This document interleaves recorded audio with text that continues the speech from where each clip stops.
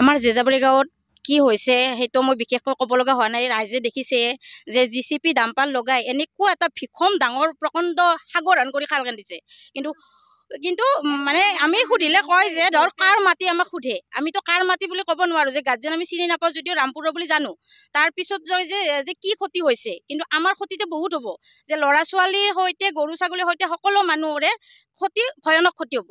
কিন্তু সেই ক্ষতিটোৰ আমাক ক্ষতিপূৰণ লাগে, যে কেনেকে কৰে কি কৰে, আমি যদি হাকা বাধা কৰোঁ তেখেতসকলে আমাক কোনো ধৰণৰ নুশুনে।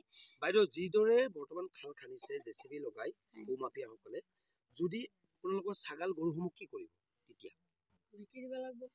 আমিতো আৰু নিশ্চয় বিক্ৰী কৰি দিব লাগিব, ইয়াত বিক্ৰী কৰিব লাগিব। জীৱিকা আপোনালোকৰ নোহোৱা হৈ যাব। হয়, জীৱিকা নোহোৱা হৈ যাব। আপোনালোকে যিগৰাকী আমাৰ বিধায়ক তেখেতক কি ক'ব?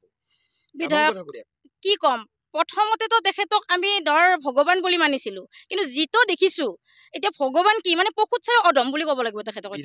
হয় হয়, এতিয়া পশুতকৈ অধম বুলি ক'ব লাগিব, যে দেখিও একো নেদেখে, চকুত কলা কাপোৰ বান্ধি আছে তেখেতে। আগন্তুক দিনত বিজেপি চৰকাৰৰ যিহেতু নিৰ্বাচন আহি আছে, তেখেতসকলে ৰাইজত চাই মানে ভূমাফিয়াসকলক মানে ৰেড সিগনেল দেখা নাই, একদম পুৰা মানে গ্ৰীণ সিগনেল দেখাই দিছে। মানে ৰাইজক ৰেড সিগনেল দেখাই কিনে ভূমাফিয়াসকলক গ্ৰীণ দেখাই আছে। কি ক'ব এই সম্পৰ্কত? বিজেপি চৰকাৰক কি কৰিব আপোনালোকে? বৰ্জন কৰিব নেকি? বাধ্য বৰ্জন নিশ্চয় কৰিম বুলি ভাবিছিলো, কিন্তু এতিয়া আমি নকৰো। মানে ইহঁতে দিন ৰাতি একদম একে সমান কৰি মাটি কাটি আছে, মানে দিনে ৰাতি মানে নাম নাই বোলে 50-100খন ডাম্পাৰ চলে, 100-200 বিঘা মাটি ইয়াতে খান্দিলে। এতিয়া মানা কৰিলে মানে নুশুনে কথা। এতিয়া ধৰ আমাৰ যিহেতুকে গাঁৱৰ মানুহখিনি গৰু বিক্ৰী কৰি গাখীৰ বিক্ৰী কৰি সেনেকে চলে, চলাৰ মানে কাৰণ আৰু আপোনালোকৰ যেতিয়া ছাগাল গৰু দিব হয় আপোনালোকক মৃত্যুৰ ভাবুকি দিয়া হয়। হয় হয়, সিহঁতে গাড়ী একদম নৰখায়। আমাৰ সৰু পোৱালি আছে গৰুৰ, গাড়ীৰ আগত দাও মাৰে, সিহঁতে গাড়ী নৰখায়, মানে পৰিলেও পৰক মৰিলে মৰক, মানে সিহঁতৰ মানে হেৰি আছে, মৃত্যুৰ ভাবুকি দিয়া হৈছে। সিহঁতৰ বোলে ৰামপুৰীয়া মানুহৰ 100 বিঘা মাটি বোলে খানিবই বোলে, এনেকৈ কওঁতে এনেকৈ কৈছে মোক। তাৰে পিছতে কৈছে চেপি মাৰি থৈ যাব লাগিছিল। অলপতো মই ক'লোঁ মোক কিয় চেপি মাৰিম, মই হাকে দিছোঁ, গৰুকেইটা পাৰ কৰি নিব আহিছোঁ এই বিলডৰা পেৰে। আহঁতক আমাৰ ৰামপুৰীয়া মানুহৰ মাটি 100 বিঘা আমি খানবাই পাৰোঁ, কি কৰিবি, সেনেকৈ কৈছে। দম দিছি, গাড়ীৰ দাম মানে মৃত্যুৰ ভাবুকি দিছে। দিছি তাকো হেৰি ডাম্পাৰৰ ড্ৰাইভাৰে। সেইদিনা 11খন আহিছিল একেলাইনে। ঘৰ, অফিচ, গুদান আদি সলনি কৰাৰ কথা ভাবিছে নেকি?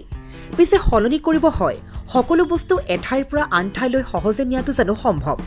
চিন্তা তাতেই নহয় জানো? কেৱল ঘৰ অফিচে নহয়, ডাঙৰ ডাঙৰ মেচিন, বাইক, ডাঙৰ ডাঙৰ গাড়ীকে ধৰি সকলো বস্তু। পিছে এতিয়া আৰু চিন্তাৰ কোনো কাৰণ নাই।